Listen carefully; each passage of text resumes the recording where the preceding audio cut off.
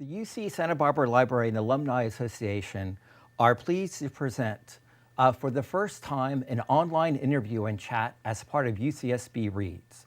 The program, now in its 8th year, traditionally brings the UCSB and Santa Barbara communities together to read and talk about a common book. This year we are reading Timothy Egan's best-selling The Big Burn, Teddy Roosevelt and the Fire That Saved America. And this year, we welcome parents, alumni, and friends to join the conversation.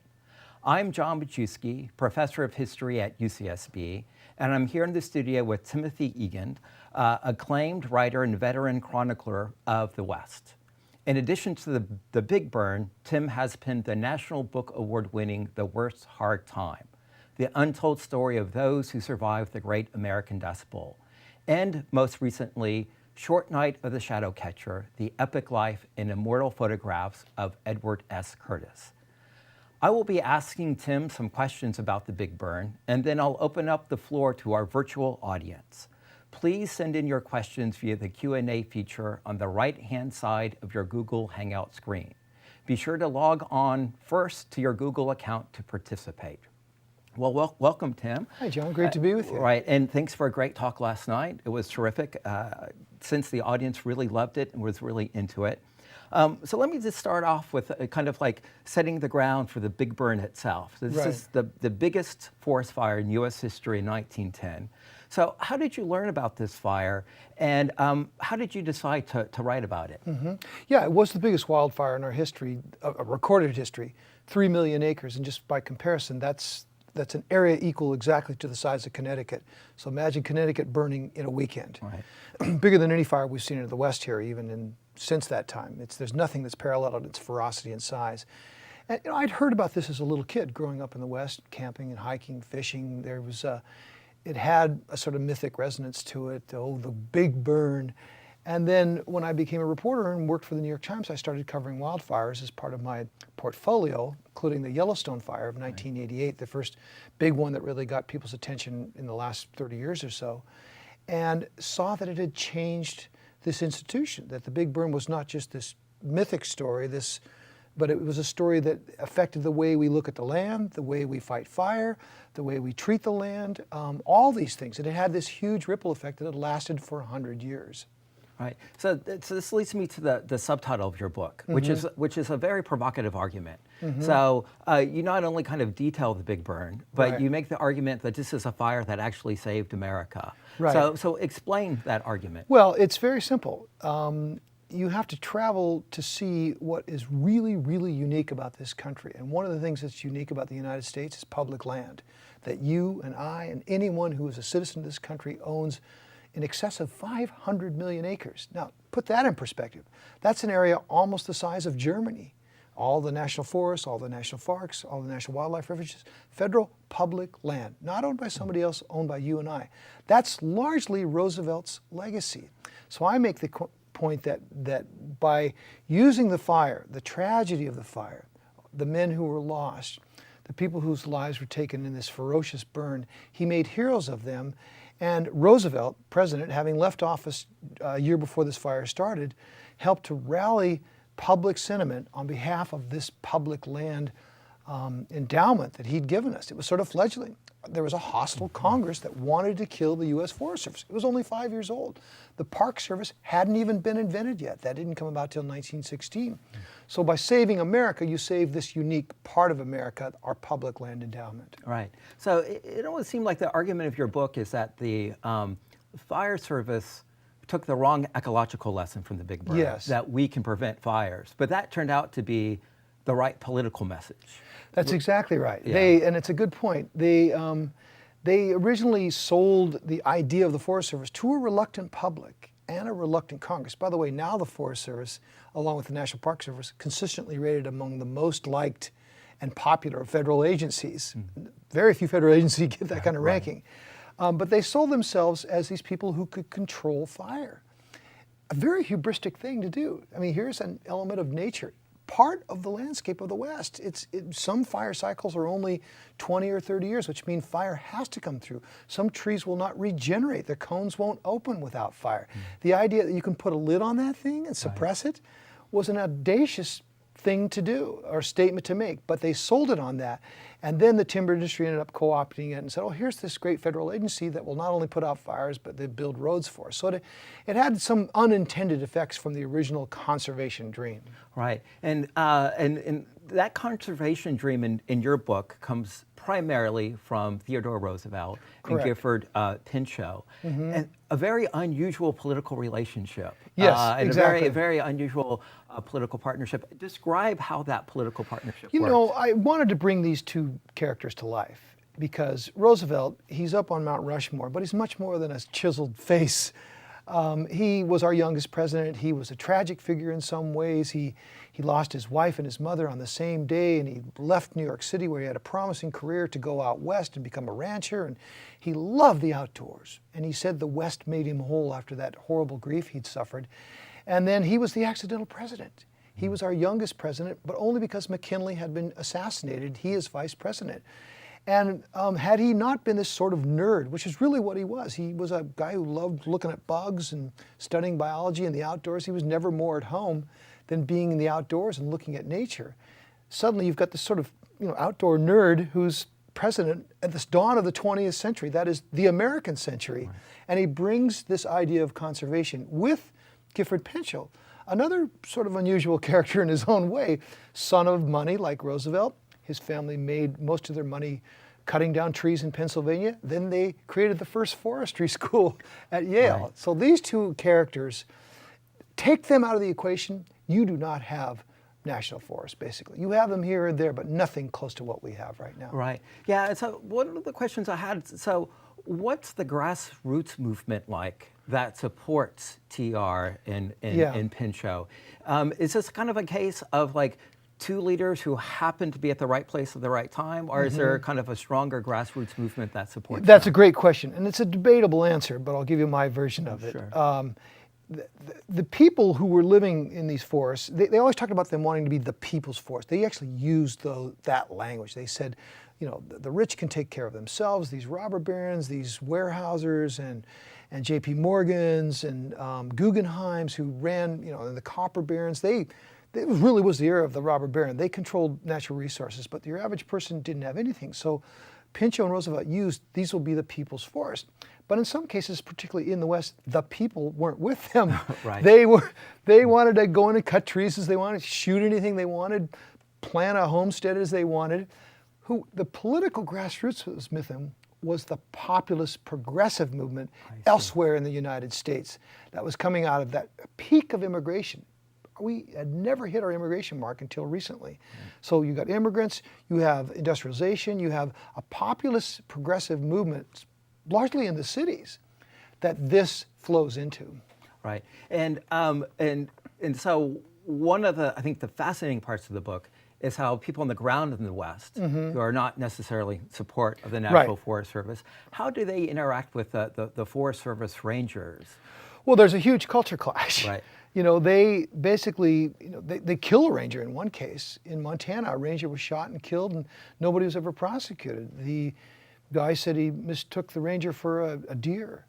And so, there are these people that come out of the Yale School of Forestry and go into these backwoods of the public domain. And there are saloons, there's brothels, there's brawls, it's wild, it's wide open. And it's the sort of raw end of the American frontier in that people think, well, these are public forests, I can take whatever I want, I can do whatever I want. And they're trying to impose some order on this. So it is a culture clash. Right.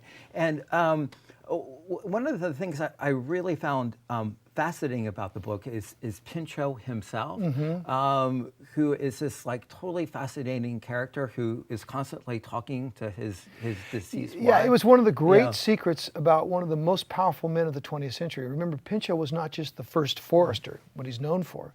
He was the top domestic aide to President Theodore Roosevelt, the most popular American then alive. Pinchot also was a governor of Pennsylvania in the 1930s. He considered running for president. A very powerful political presence.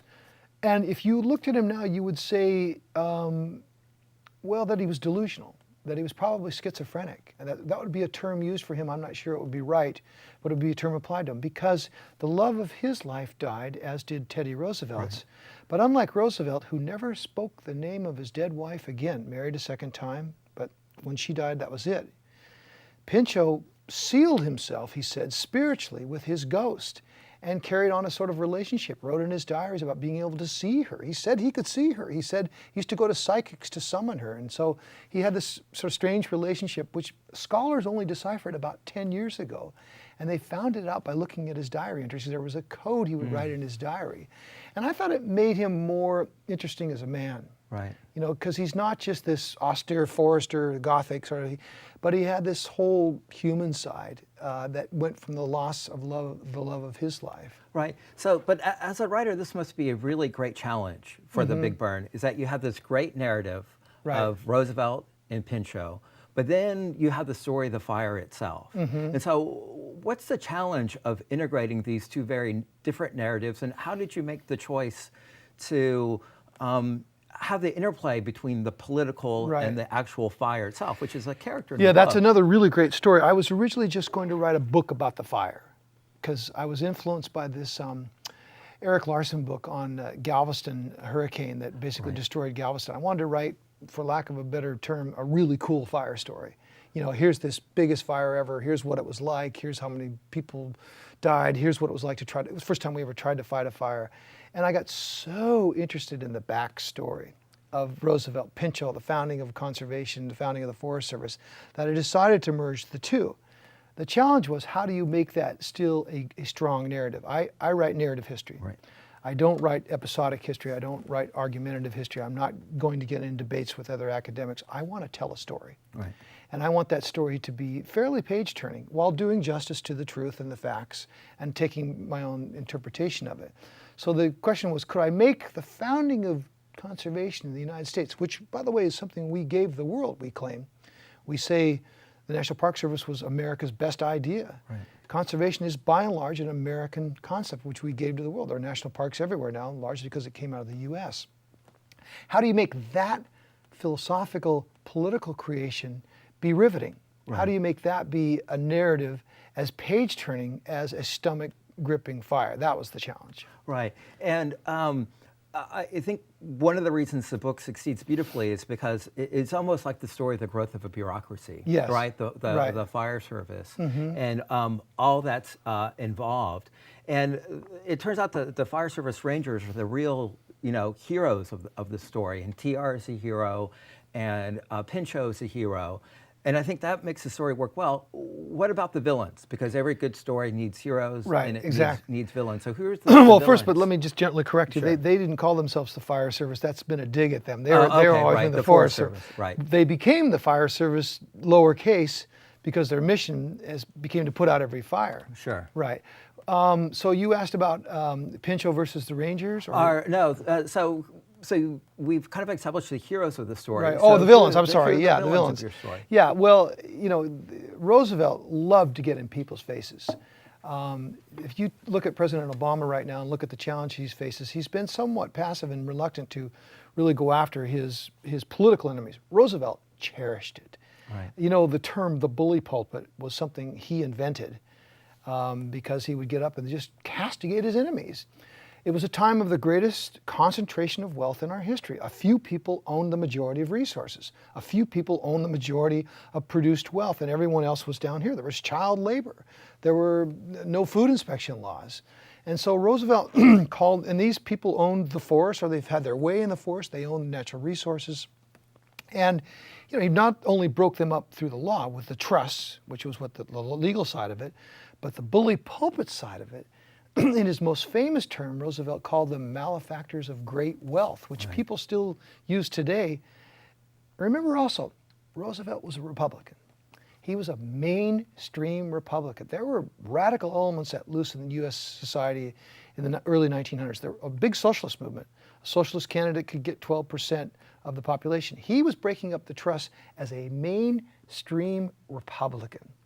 And he had villains like William Clark, who was the copper baron of Montana, who bought his way into the United States Senator, was a man worth $200 million at a time when there were only 4,000 millionaires in the country. Right. And so these guys were he could cast himself against it. He says, whose side are you on? These people, few people that want to own it all, the robber barons as he called them, or the people's forest. So that was a great, from a narrative point of view, you need enemies. Right. From a political point of view, it's good to have enemies so you can play off against your Right. opposing forces. Right. So as you kind of construct this story, and you have heroes and we have villains, and we're all historians, right? Right. That's, Right. We have people. Well, because we history like. is a push of forces. Right, Right. absolutely. It's a push between the past and, Right. and our concerns of Right. the present. So today, lecturing to students about imperialism, and TR is a central player in that. And even with the conservation movement, Right. TR loves to hunt. There's a side of his personality that is violent, and Correct. it shows out in different ways. And so you, as a progressive, how do you balance out those elements of TR that you love, and his sensitivity to nature and his great legacy of the conservation movement, with this other side of TR, the more militaristic, violent side? Well, first of all, I try, and it's very difficult, but I try not to apply my standards of today to then. Right. And you can do this with slavery. You can do it with the founders, who wrote blacks as 3/5 of a human being into the Constitution. Right. It's a game that you got to try to avoid to play. So I look at long-term effect, what TR did long-term, and the conservation is certainly a thing that stands out. But yes, he was militaristic and imperialistic, and somewhat racist in some ways, especially about Native Americans. Now, I wrote this book you mentioned about Edward Curtis. Right. In Roosevelt's youth, he actually said, this is a quote, "I'm not as far to believe that there is no such thing as a dead Indian, but I'm very close to believing that." That, basically the tribes were disappearing to make way for the superior race. Right. Toward the end of his presidency, he's writing the introduction and praising Edward Curtis's monumental work on American Indians because he's come around through his conservation prism to seeing that native people are like native habitat, that they're part of this continent. And if you lose them, you lose the essence and soul of the place. So his view does change. On the militaristic side, he is militaristic, fights in the war, revels in it, Right. loves having bullets whiz by him. He says, "I'm never more alive than when Right. fearing death." Who is the first American president to win the Nobel Peace Prize? Right. Teddy Roosevelt, for not our conflict, but another conflict between Japan and Russia. So he changes in that sense too. One more thing on race. He did, as a white man of the late 18th century, come out of this sort of belief of white supremacy. Who was the first person to advocate for full civil rights for African Americans well before LBJ signed it into 1964 Civil Rights Act? Teddy Roosevelt's square deal. I have a scene in the book where he is greeted by a group of black miners in Butte, Montana, African American miners, who give him a scale, a little small scale of justice. And he Right. vows to do them justice. His platform for the square deal was African Americans would be fully enfranchised, as they finally were in the 1964 Civil Rights Act. Right. So he becomes this real progressive. So what I look at is early person and then change. I see. And that's a good way to teach him. Right. Yeah. Yeah, and on the subject of race, I thought it was fascinating that kind of the group that's essential for saving the town of Wallace from the Big Bird Right. is this group of African American soldiers. Describe their role and how the Big Yeah, Bird takes it's a place. great scene because Idaho was where the fire happened in Idaho, Montana, basically a lily white state, and still is. I mean, I think the African American population is about 3%. Right. And suddenly you get these black soldiers, they were called the Buffalo Soldiers, who were used to do the dirty work of the cavalry. I mean, they used to send them in to break up all the labor union riots in the cities of the West, and they were sent to do the crappy work. They show up, these battalions, hundreds of black soldiers. People never seen so many African Americans in the state of Idaho. I say in the book, it doubled the population Right. by them just being camped on the baseball fields. And they said all these racist things about them. The newspapers would say, blacks gamble and have strange music at night. I mean, and then they basically saved their bacon. Right. Two of the towns these soldiers saved.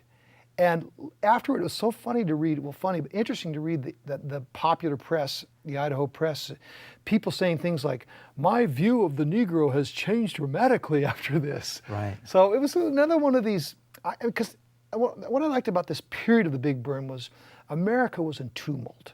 We were mixing it up with the races, mixing it up with immigrants, mixing it up with industrialization, with women would soon get the right to vote. You know, all these things were churning.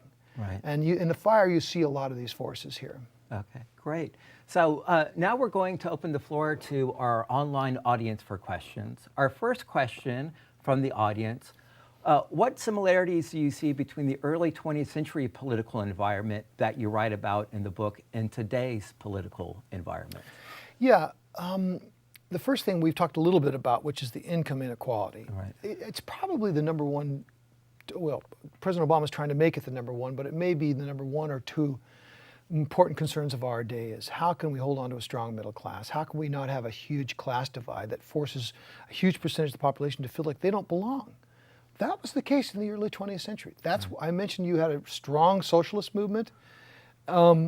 It's because a huge part of this country didn't belong. There wasn't really a great middle class till post-World War II.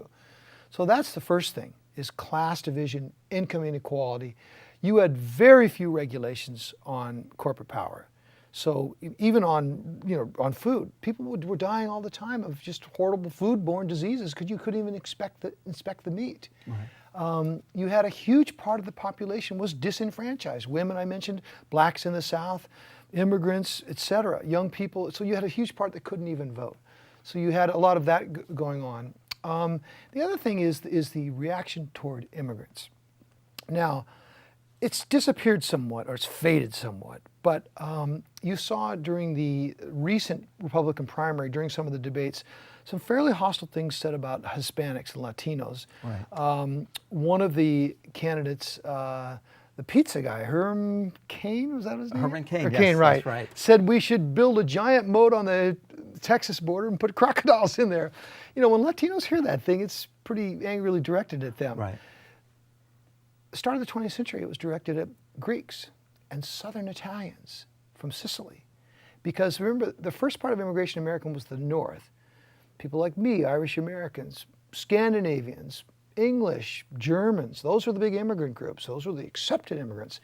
At the start of the 20th century, the southern half came in. Right. So you had Eastern Europeans, you had Greeks, you had Italians, you had people from the Balkans, and there were some terrible things said about them, even by university presidents. I mean, I read some amazing things, and you read this and you see, well, here is our history repeating itself once again. The other aspect of these immigrants, they don't fit, they won't be a part of the American fabric. In the fire, one of the things I'm most proud of is I traced two boys who died to their hometown in Italy. They'd come over here, worked in the mines. They were sending money back to their parents in this impoverished little Italian town, and they both died in a ditch. A tree came down on them, smothered them, squished them and smothered them. This is how a lot of people died because so many trees were falling down. I went back to their hometown in Italy, and there was a little graveyard, a little monument to them. And I just wanted people to know this story of these cast-off immigrants who were really criticized then. Right. For no other reason that they were different. And so you see that repeating itself. Yeah, and I thought it was a really fascinating part of the book that of the 10,000 workers who are gathered to fight the Big Burn, right. Most of those are immigrants. Right, earning, I think it was 25 cents a day. Yeah. Yeah. Wow. Yeah, the vast majority of them were immigrants. And right. Remember, this was the first time we'd ever tried to fight a fire either. Right. So one of our viewers is interested in knowing how the present influences your interpretation of the past. And I think we just got out some of this, but one way of kind of thinking about this question, how do your present political values, as you as a progressive, kind of influence how you write this story? Well, I would hope. I mean, we all live by our narratives. Some right. of our narratives are wrong, but our narratives inform our political views. Right. Okay, how we came here, why we are, who we are, power, all that stuff flows from our simple narrative of where we came from. And I try to write history that will either sort of upset the conventional wisdom of the narrative, or at least make people think twice about it, or even strengthen their belief. But I try to pull something out of the past and have it inform the present a little more, because again, narratives are the things that drive our current political judgments. Right, right. So we have another question from the audience. How do you think Roosevelt and Pinchot would feel about the way we fight fires today? Have we diverged from their original conservation ideas? Yeah, terrific question. One thing that's interesting, it's always presumptive for anyone to try to put yourself in the mind of how they would feel today, but you can see about what they said at the time. Pinchot thought that in his death, now he lived from 1864 to 1946, so Civil War to World War II, he saw everything. Roosevelt died, I think it was in 1919 at the age of 59, so he didn't see all of the 20th century as Pinchot did. Pinchot came to believe that this goes to your question about today, that the Forest Service had been corrupted. Right. That it had been sort of co-opted by the timber industry. The original robber barons they went after, oh wow, the U.S. Forest Service will build these roads for us, subsidize it, and then we go in and take the trees for almost nothing. So they came, and also they'll protect us from all the fires so that we can go get the trees later. So they really got co-opted, and Pinchot saw that. Now, as to how they would feel about how we fight fires today, it's hard to say. One of the ways we fight fires is a military-like approach. Airplanes come, drop, Right. Chemicals down on the forest to try to knock it down. Helicopters go in there, dozers go in there. There has been a pushback, and I understand that because when people's homes are in danger, and that's the biggest question in fires today, is the interface, as they call it, between the urban and the wildland area. That's what any firefighter will tell you.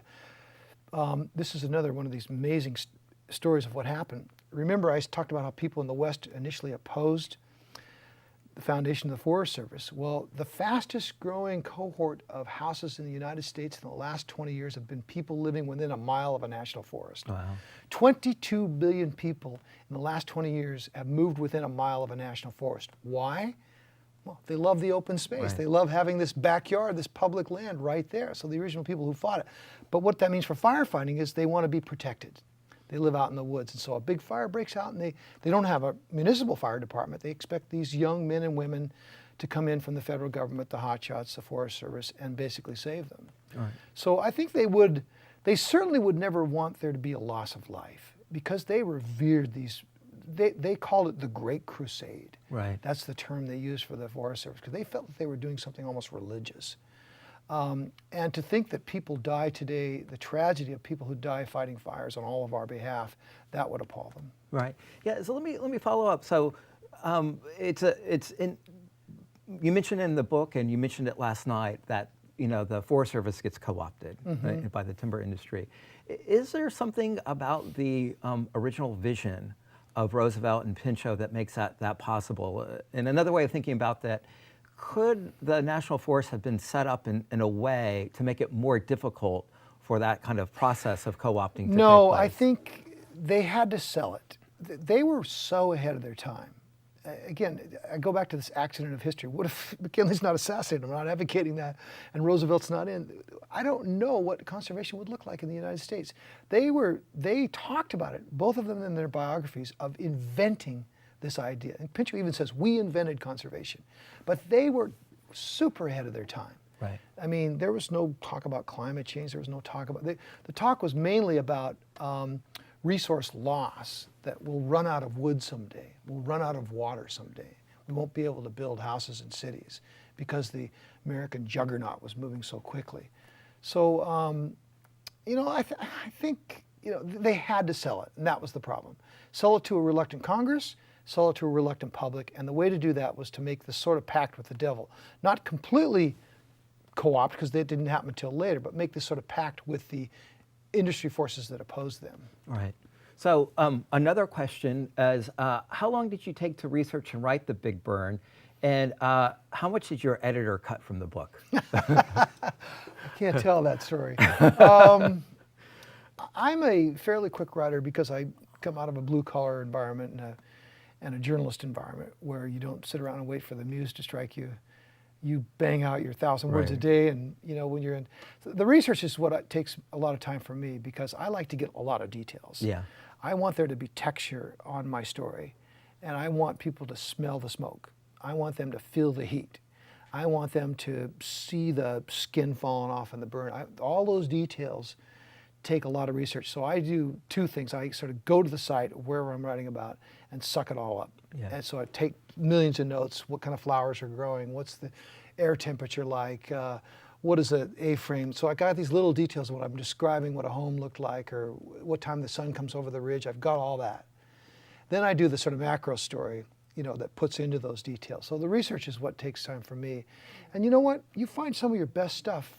A lot of writers, they reach a certain stage, they don't do their own research. I would never give up my research. Right. That's where I find all my storylines. Right. So it took about 3 years, but the standard thing for me is 2 years or so of the research, and then I write the book in about a year. And I have been lucky, I haven't been very heavily edited. The first book I did a long time ago called The Good Rain, a book about the Northwest. A lovely editor, I really revere him, Ash Green, he's no longer with us. He took out a whole chapter, and I bitched at the time, but now I see he was right. Right. But now I have pretty, I'm willing to have my bad stuff be thrown out. Good editors can really help a writer. Right. Yeah. So, kind of the follow up with that. So, how do you balance kind of the op-ed writing you do, the kind of journalism you do with these big projects? Because it seems like you would be torn in all these different directions. Right. And is the process of writing like a shorter op-ed fundamentally different from you than like these longer narratives? Yeah, they're completely different functions. Yeah. And I really enjoy being able to do the two. Otherwise I would be one of these hermetic writers, who writes in your jammies all day and working on the great book that's going to see the light of day at some point. I love mixing it up in the public policy realm. Right. And actually writing histories helps me in the columns because you hear so many knuckleheaded things said by politicians. They're just flat out historically illiterate. Right. I mean, people say the United States is a nation of historically illiterate people. No, but many of our politicians are. There was a movement, there was a tenet of the Tea Party advocated by people like Glenn Beck to go back to not letting there be direct election of United States senators. Right. They used to choose them by the legislators. Well, this guy in my book, William Clark, was a product of the total corruption of that. Yeah. He bribed all the legislators that'll put him in the Senate. That's why we went to direct elections of senators, was to take it out of the corrupt process of that. So the one helps the other. As far as the writing style, I'm always thinking when I'm book writing, and I'm in the middle of one now, where the reader is, where the flow is, where the narrative is, where the hooks are. When I write an op-ed column, which I do once a week, I'm a provocateur. Right. Sometimes I may not necessarily have, often I will not completely have thought out my argument, but I want to get something going. I want to poke. Also, I'm the only person on the New York Times op-ed page and in the realm of all the columnists who's in the West. Right. And I'm a third-generation Westerner, and one of my gripes is that I think there's a little more opinion than in this narrow strip of Boston to Washington, D.C. Right. And so how does the living in the West, you think, kind of give you a different viewpoint than, say, some of the other op-ed Right, columnists? completely different. On two ways, I think. One is, of course, the relationship to the land. Even though most of us Westerners live in cities, myself included, the land is what makes living out here. The idea that you can be somewhere beautiful and relatively unchanged in a half an hour is not something you can say about most of the East Coast. And Right. so that's the first thing. The second thing is I think there's more openness and tolerance. And that applies to both the conservative states and the liberal states. Wyoming was the first state in the U.S. to allow women to vote. Right. I look at some of the things that have happened in Montana, generally a conservative social state, but a very populist state, very populist. And they will elect populist Democrats on the side of the people, because it comes out of those oligarchs who used to control the state. So there's a tolerance. The reason why marijuana was legalized in Colorado and Washington, the reason why gay marriage found a home in so much of the West, Colorado and Washington, again, not yet California except for by the courts, is because there's a certain, I've always heard this from people, and it makes sense to me, that the further west you go, the more you sort of shed your past. Right. And so you're willing to look at new things. You're more willing to look at new things. Also, I heard a great line a few years ago. I think it's true that if the United States had started on the West Coast and moved east, instead of started on the East Coast and moved west, it would have never made it beyond the Cascade or Sierra line. That's a great counterfactual Right, to yeah. kind of debate. Yet another question from our virtual audience. In your research, did you discover anything that you think you'll use in another book, a different book? I did, but I can't tell you. Okay. You'll have to wait for the new book to come out. Okay, Yeah, okay, right. that's great. And so another question. So what sort of personal connection do you have with the precise area that was burned in 1910? Yeah, so I grew up in Spokane, Washington, I was born in Seattle, grew up in Spokane, which is in eastern Washington. The place where this fire happened is about 35 minutes from where I grew up. So we camped in this area.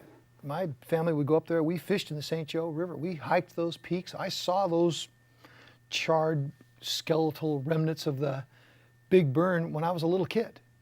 And I heard about it, as I mentioned earlier, I heard bits and pieces of it.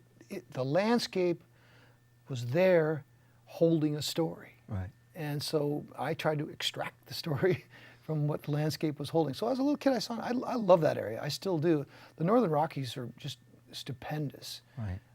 And so I grew up, and that's where I came to my love of the outdoors. Right. Now, I thought it was really interesting. It's clear from the research of your book that the towns and actually the Forest Service itself, that the big burn plays a big role in the memory and how they kind of like see themselves. Oh, absolutely. Absolutely. This little town of Wallace, Idaho, for twice in its small history, was the focus of the entire United States. Once during these labor revolts they had, where the National Guard was sent in and round up all these striking miners and put them in a pen, and there were bombs going off in the trains. I mentioned all the tumult going on over labor tensions. The other was over the fire. Little town of 4,000 people. That now, I was lucky enough when the book came out, it was the 100th anniversary of the big burn. And they had a fabulous commemoration in that valley. Buffalo soldiers came up from Texas, representing that group of folks. Smoke jumpers jumped out of the sky on the thing. It was really very moving to see all the elements of the modern Forest Service, and then the community, which so appreciates what these people still do for them. And they are ingrained into that area now. It's just the opposite of what it was when they took over there. Right. Yeah. So, you know, oftentimes, you know, for historians, we see a way an organization or a town remembers itself. Yes. But it turns out the actual history is a lot different. Correct. And is that the case with the Big Burn as well? No, I mean, I know of a lot of cases like that. Right. You know, what they remember is totally wrong. Right.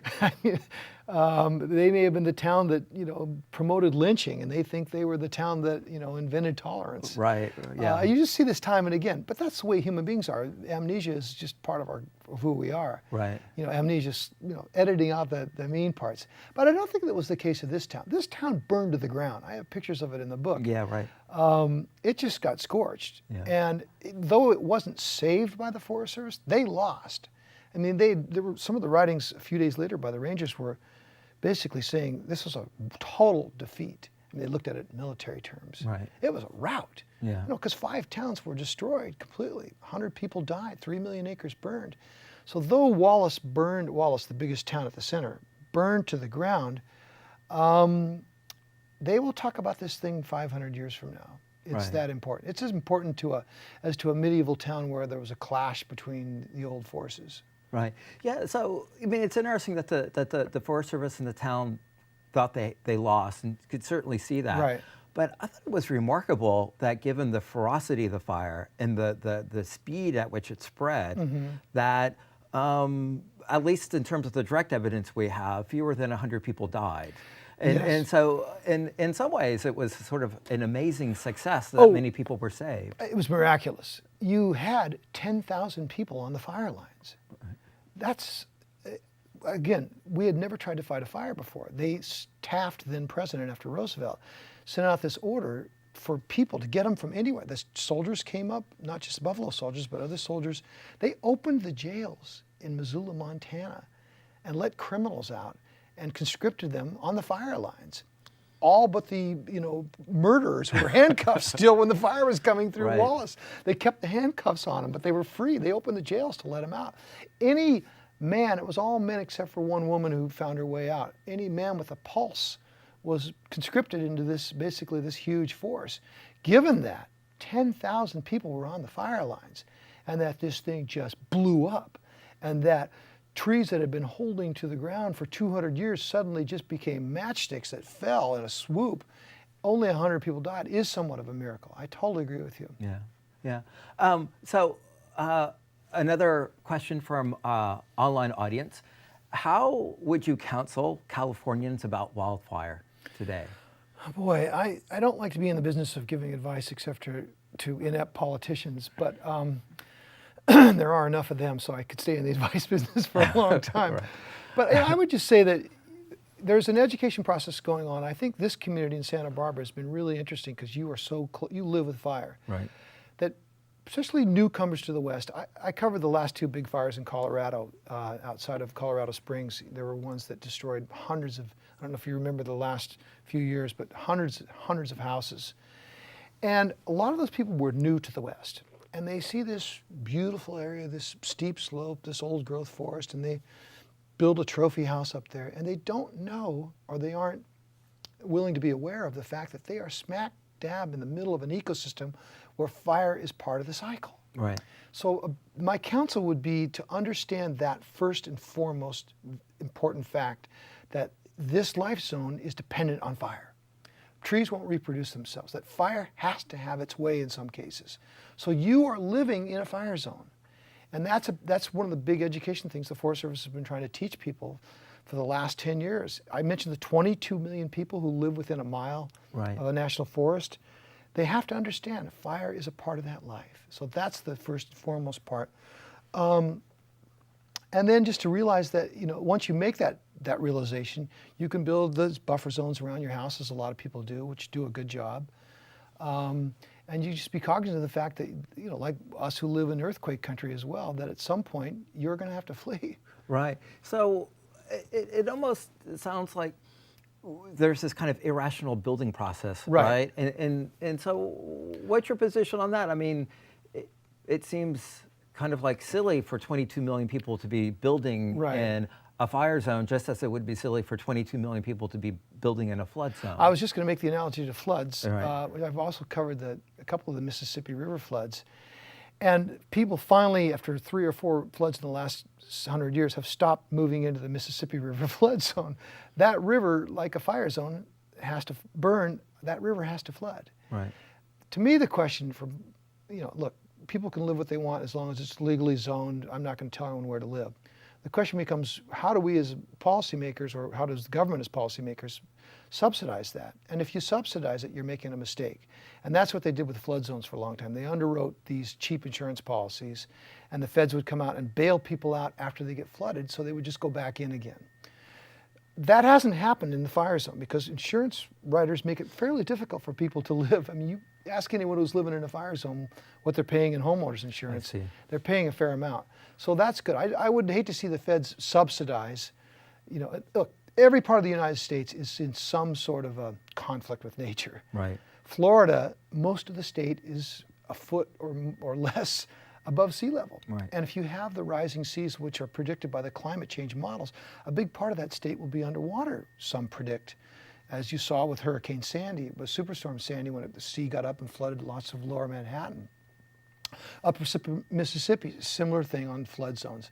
We live in earthquake and fire country. So all parts, the South is tornadoes and hurricanes. Everybody has something. As we move into the outer reaches of this thing, we have to make some sort of a pact with nature.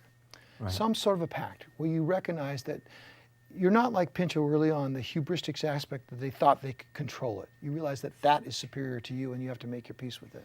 In other words, if you build modestly or with a modest and attitude, with an expectation that, right. that you're not going to, your castle will not always stand. Right. I don't say this as someone who's talking down. Right. I mean, I'm not against anyone using the freedom. If anything's legally zoned, go ahead and live there. Right. But I'm not telling people where to live. I'm saying that you should be cognizant of where you live. Right. Yeah. Right. So another online question: how do you decide to write about, and which book have you found the most fulfilling to work on?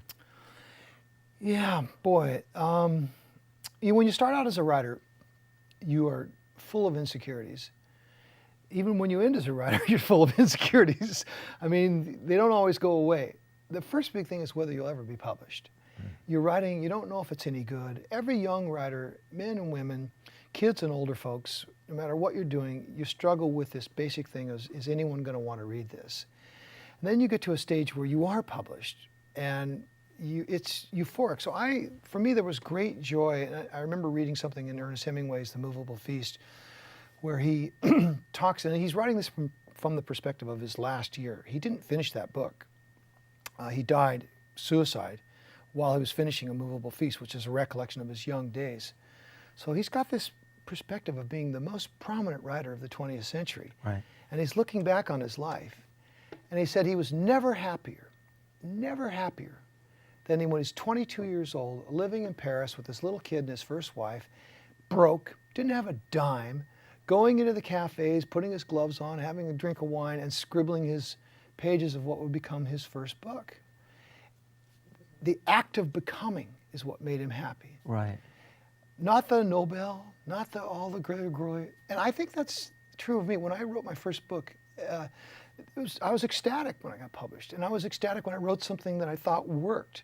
So I probably never felt more professional joy than realizing, oh my God, I'm going to be published. Now, as an act of doing a book, I've written 7 books.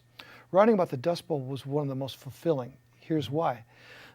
These people who saw the greatest environmental collapse of our time, who saw the biggest series of storms, the most catastrophic events to hit a huge part of the United States, are almost all gone.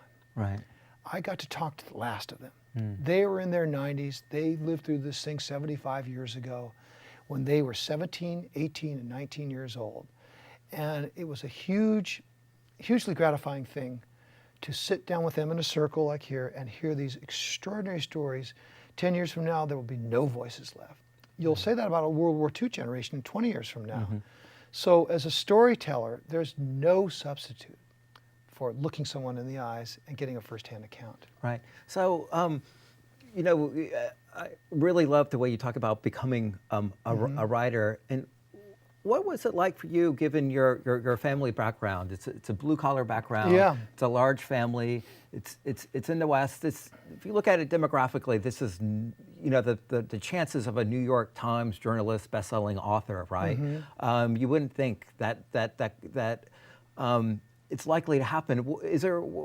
How did you get involved in writing? Was this like a lifelong dream? Yeah, it's, I mean, no, I have a big, fairly blue-collar family still, and one kid born after the other. I mean, all of our kids in our family were 1 year apart. Right. They just kept coming. And I was really lucky in that my mother loved history and loved the written word. And if she was, you know, a young woman today, she would have been a mother of 2 instead of a mother of 7. And she would have been a writer. And so she gave me this, you know, she gave me Huck Finn when I was barely 6 years old. And she was always giving me books and always getting me excited about history. So from her, I got this love of not only outdoors, but history and writing. But I saw early on in my life that the way to power for someone like me, who didn't come from a wealthy family, who didn't have big connections, was going to be through journalism, where I could call up a governor, or call up a titan of industry, or call up a Nobel Prize winner and have a conversation with them. The journalism gave me entree to see the world. So I've always wanted to be a writer, but the journalism was my ticket. I see. Right. And so do you think that your kind of love of writing, that gives you a connection with TR? Because you talk very movingly about TR as like just a really great writer and a really prolific writer. Yeah, I've been thinking about that very thought, because you know who's the next perhaps most prolific writer as a president and a good writer, is Barack Obama. Right. His first 2 books, especially his first book, was fantastically well written. Shows tons of insight and turns of phrase and craft that you almost never see in a politician. Now, once he became famous, the stuff becomes more crimped, because that's always the story. Right.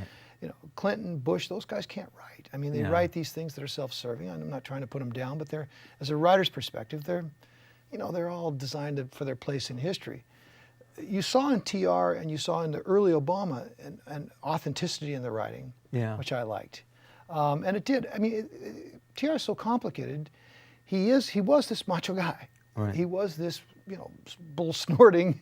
He liked to fight. He loved to box. I mean, I have this scene in the book where he and Pinchot strip down to their skivvies and wrestle when he's the governor. Right. And they're just going at it, and he loved that. He loved a challenge. But he was a sensitive soul. Right. He loved birds. He loved poetry.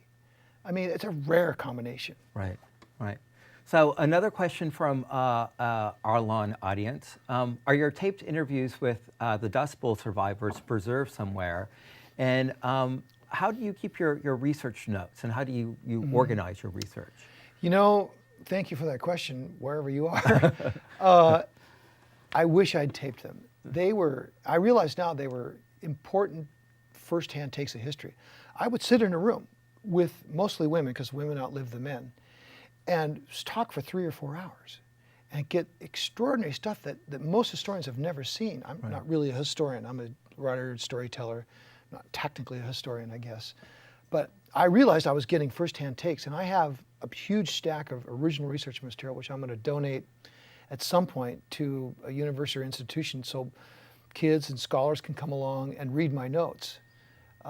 Because and I tapes and notes and all that stuff. And then I've got all these letters from survivors too. So I've become sort of a mini museum by default for firsthand accounts of what it was like to live through this thing. And so do you find that when you write one of these books and it becomes well known, it's publicized via your partnership with Ken Burns, that then people just send you things and Yes. you become this mini archive? Yeah, you mentioned Ken Burns, and I've been lucky that Ken did the Dust Bowl, and I worked with him closely. And for those of you who want to see a sort of visual representation, I think you can download it online on PBS, but it was called The Dust Bowl. It ran over 2 nights on PBS a few years ago. He did a terrific job.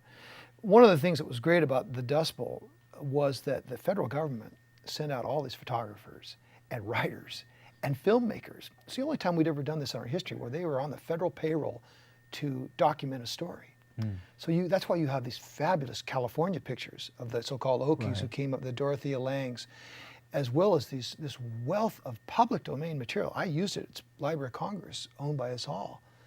That the feds sent out these young, mostly city-bred, 22, 23-year-old photographers, writers, filmmakers to document the event. Right. So there's that great archival core of this stuff. Right. So did you find that the perspective that the survivors had that you talked to, was it somewhat different than the kind of the perspective? Yeah, that's it. And that's how memory is. Right, it started yeah. out being very selective. They were clearly editing, as we all do, editing their memories. And then I would hear something or find something. I would go back after talking to a group, find something in the newspaper about a lynching that happened, or about they burned the house down of the banker who was going to steal take their home. Banks were foreclosing on a lot of people.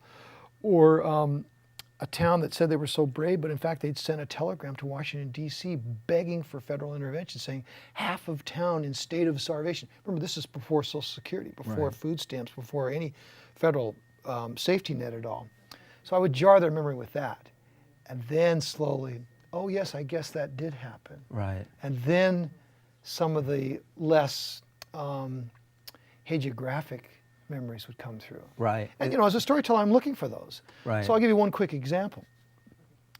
There was a sign at the edge of town in Dalhart, Texas, that said, "Black man, don't let the sun go down on you here." I'd never heard that before.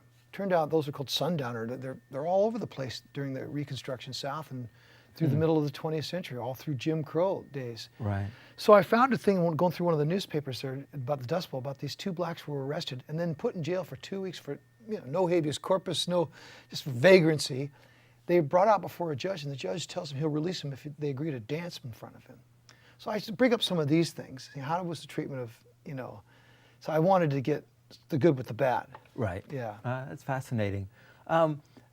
Have other cities or colleges used your books for kind of like big reads programs? Yeah, I've been very lucky. I mean, the Big Read program is fantastic because you take this solo aspect of writing and reading and you bring it to a community. And you have all these great discussions about all these different things that get us all riffing on them. So it's like we all went to the same concert. Right. And we could say, oh man, did you see him do that thing, that bass guitar back there? It's what we're all doing, except for talking about literature and history. I love these common reads. I think they're really good for community, because I'm a voracious reader, but it's so frustrating for me because I'll call up my reader friends and say, oh, have you read this? No, I'm meant to get to it, so I can't have a conversation with anyone. Right. I want to talk about this book just like we all want to talk about Downton Abbey on Monday morning. There's no one to talk about it with. So community reads are fantastic. Everyone's on the same page. Right. No, Yeah. it was a really interesting experience for me last night at your talk when I sat down and there were people next to me who instantly started talking to me because we already had this connection. I didn't know them, but they started talking to me, well, did you finish the book? And did you like it? What parts did you like? And we started talking about the book. But I think you're absolutely right. It's amazing how that kind of common experience. I've been looking at a lot of communities have picked the Dust Bowl. And mostly in the Southwest, in Texas and Oklahoma and Canada, in the Prairie, where it's their story. And what's interesting to me is it's their story that was largely unknown because, what happened with the Dust Bowl is Steinbeck got a take, The Grapes of Wrath, the California version of those people who left. But the historical picture was that 2/3 of the folks, 2 million people, didn't go anywhere. Right. So what Steinbeck's story was a third, Right. was the diaspora. But what happened to the other 2/3? And that was my jumping off point. So when I do the common reads on that, I say, this is your history. And it was largely forgotten. Right. And I was going to ask when you write these histories, and they can be somewhat sensitive to these local communities. Do you encounter any opposition? Are people who really object to your particular interpretation or point of view? No, I really haven't run into it. Politically, I'm sometimes at odds with these people, but we're talking about the past. Right. And the interesting thing was Texas and Oklahoma, those were big Democratic states. They went for Franklin Roosevelt, 75% in one case in Oklahoma. Right. The political sides have completely flipped. I mean, I'll tell you a funny quick story. When I started this book, this good old boy, 85 years old, picked me up in his car in this little town, Guymon, Oklahoma. And we went to his office, and there was a giant framed picture of Franklin Roosevelt. Wow. That was the best president we ever had. You just don't see that now. So Right. no, I haven't run into that at all. I mean, I'm talking about history. I'm not doing political debates with them. Okay. Yeah. Okay. So we have time for just one more last audience question. How should history inform our current legislators about the importance of protecting public land? Jeez. I get in trouble for saying this. I wish every legislator, as part of their learning process, would take like a 1-week history course in how we got here in whatever state you're in. So you can at least, it's amazing to hear the discussion about water right now in California. People say, you hear some people in the lower Central Valley saying, just give us back our water. Right. Well, this water came from the north. And long ago, because there was a $30 billion federally subsidized system that rejiggered all of California to move the Sierra snowmelt from north to south, from the Delta to here, that's why you have this current great agricultural situation. And if you knew history, you wouldn't make those kinds of statements. Right. So, a little bit of history can so much more inform the current debate. So, the question is about how could history help them realize this? Well, I'm going to get in trouble for saying this. Read The Big Burn. Great. Well, thank you so much for being here today. It was great. Thank you. Yeah. Thank you. And this wraps this segment of UCSB Reads Online. Thank you again to Timothy Egan, author of The Big Burn, for spending time with us today. I'm sorry we couldn't get to all the audience questions in our brief time, but I want to thank our online viewers and participants. The UCSB Library looks forward for you to joining us next year for UCSB Reads 2015. Thank you and goodbye.